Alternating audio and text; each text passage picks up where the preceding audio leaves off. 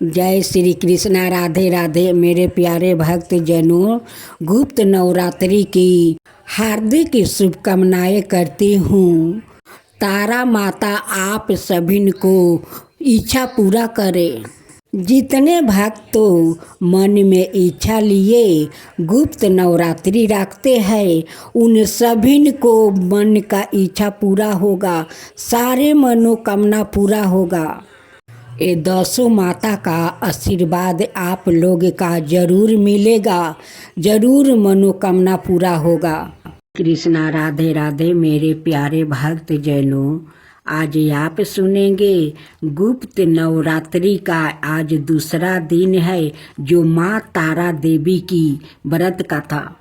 गुप्त नवरात्रि का आज दूसरा दिन है, जो माँ तारा देवी को समर्पित है।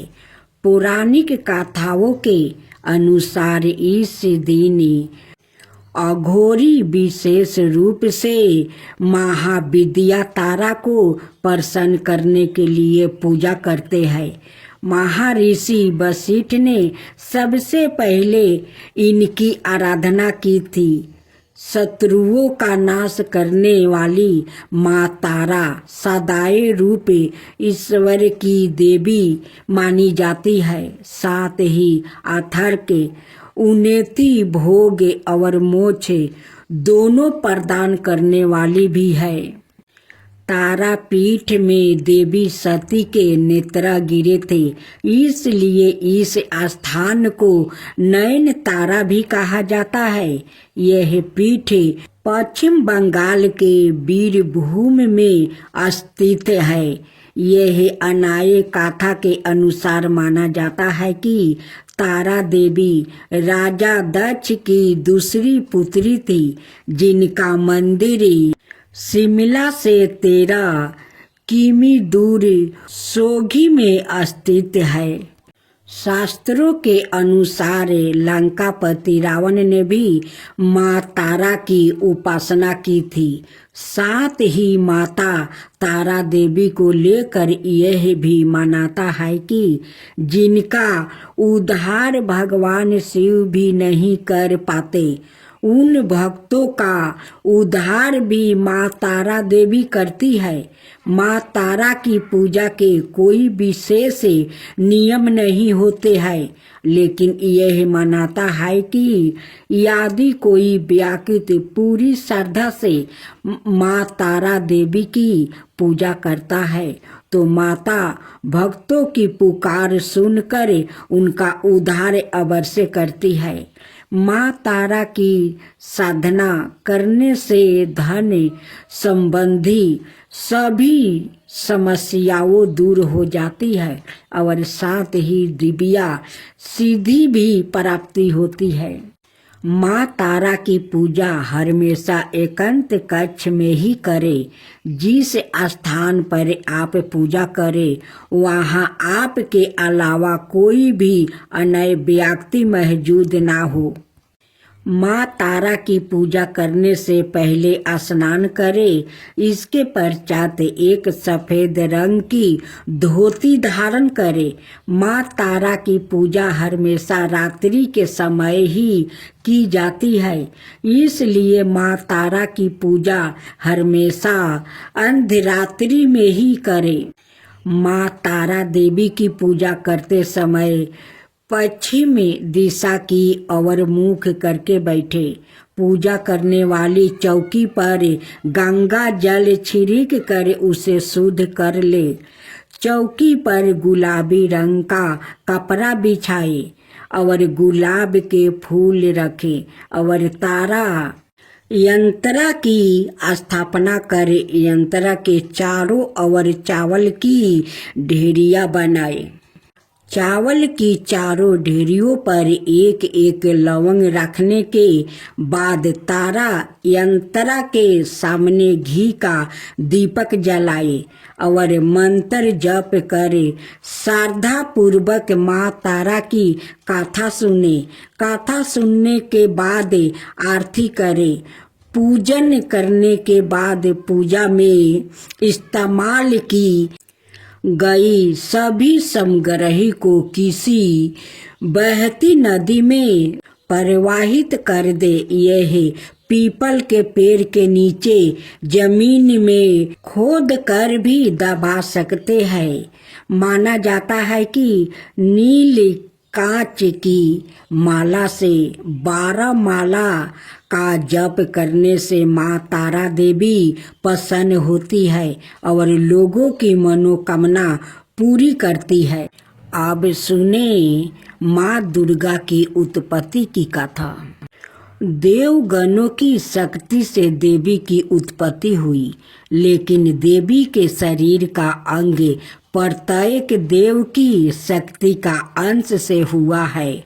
जैसे भगवान शिव के तेज से माता का मुख बना, श्री हरि विष्णु के तेज से भुजाएं बना, ब्रह्मा जी के तेज से माता के दोनों चरण बने, वही यमराज के तेज से मस्तक और केश, चंद्रमा के तेज से स्तन, इंद्र के तेज से कमर, वरुण के तेज से जांघें, पृथ्वी के तेज से नितंब, सूर्य के तेज से दोनों पैरों की अंगुलियां, प्रजापति के तेज से सारे दांत, अग्नि के तेज से दोनों नेत्रा, संध्या के तेज से भौर, बाहु के तेज से कान और अन्य देवताओं के तेज से देवी का विभिन्न अंग बने। देवी का जन्म तो हो गया, लेकिन असुरों के अंत के लिए अभी भी अपार शक्ति की जरूरत थी। तब भगवान शिव ने उनको अपना त्रिशूल, भगवान विष्णु ने चक्र दिया, हनुमान जी ने गदा दिया, श्री राम ने धनुष दिया, अग्नि ने शक्ति बाण से भरे तरकस दिया, वरुण ने दिव्या शंख, प्रजापति ने स्फटिक मणियों की माला, लक्ष्मी जी ने कमल का फूल दिया, इंद्र ने वज्र दिया, शेषनाग ने मणियों से सुशोभित नाग दिया, वरुण देव ने पाश और तीर दिया, ब्रह्मा जी ने चारों वेद दिया और हिमालय पर्वत ने माता को उनका वाहन सिंह दिया। इन सभी अस्त्र शस्त्र को देवी दुर्गा ने अपनी 18 भुजाओं में धारण किया। अस्त्र शस्त्र और आंतरिक शक्ति से देवी का विराट रूप बन गया और असुर उन्हें देख कर ही भयभीत होने लगा। देवी के पास सभी देवताओं की शक्तियां हैं, उनके जैसे कोई दूसरा शक्तिशाली नहीं है। उनमें अपार शक्ति है, उन शक्तियों का कोई अंत नहीं है, इसलिए वो आदि शक्ति कहलाती है। भगवान शिव और उनके परिवार से भला कौन परिचित नहीं है। बहुत कम लोग जानते हैं कि शिव जी की एक बहन भी थी। जाने क्या है उनके जन्म की कहानी और कैसे थे देवी पार्वती से उनके संबंध। शास्त्रों के मुताबिक इनके संबंध में धर्म ग्रंथों में ज़्यादा नहीं बताया गया है। अब सवाल ये उठता है कि जब शिव का जन्म ही नहीं हुआ, यानी वो अजमेन है, तब उनकी बहन कहाँ से आई? पौराणिक कथा के मुताबिक जब शंकर भगवान से विवाह के बाद माता पार्वती कैलाश पर्वत पर आई थी, तब उन्हें कैलाश पर्वत पर अत्यंत अकेलापन महसूस हुआ। एक दिन उनके मन में ख्याल आया, काश शिव शंकर की कोई बहन होती तो वो उनके साथ बात करती, पार्वती जी के मन में ये बात अनेकों बार उठी, किंतु उन्होंने शंकर जी को कुछ नहीं बताया। हालांकि माता पार्वती को परेशान देख एक बार भोलेनाथ ने पूछा भी था कि कैलाश में कोई समस्या है तो मुझे बताओ देवी, लेकिन भगवान भोलेनाथ तो अंतर्यामी ठहरे। उन्होंने पार्वती जी के मन की बात जान ली। माता पार्वती समझ गई कि शिव शंकर ने उनके दिल की बात जान लिया है।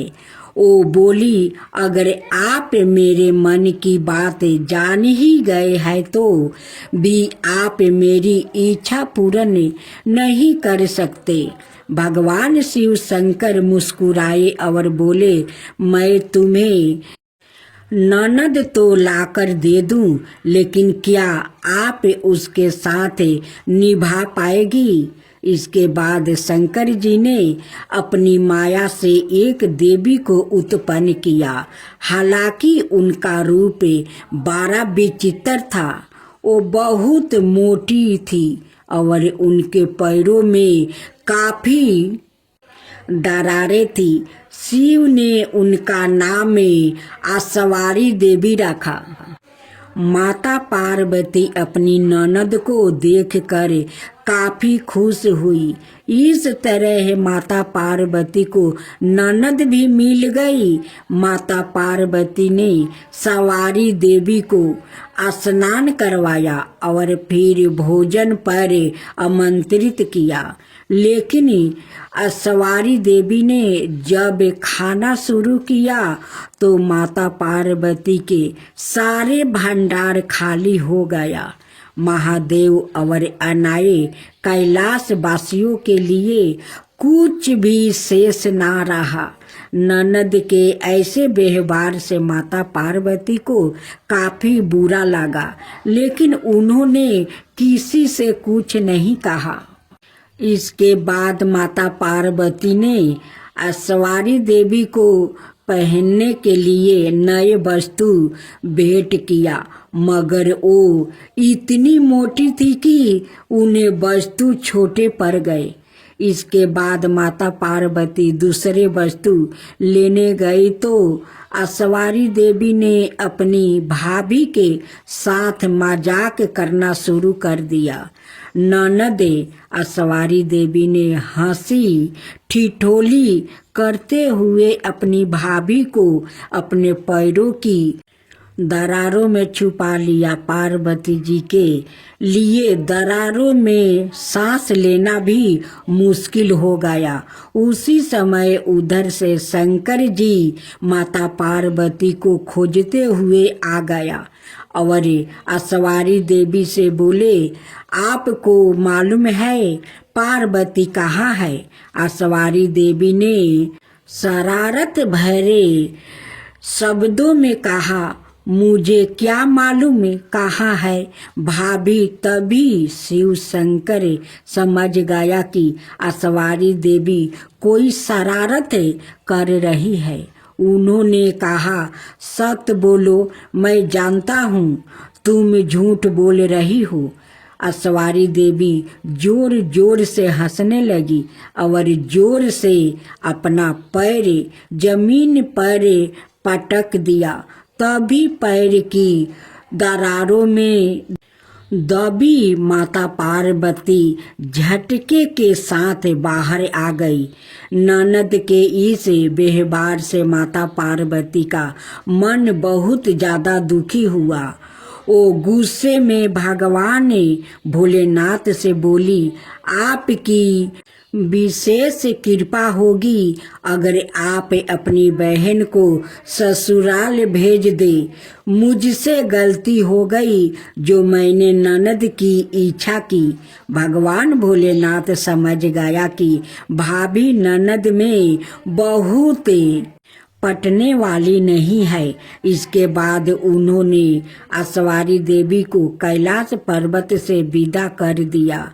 प्राचीन काल से आरंभ हुआ ननद भाभी के बीच नोक झोंक का सिलसिला आज तक चल रहा है।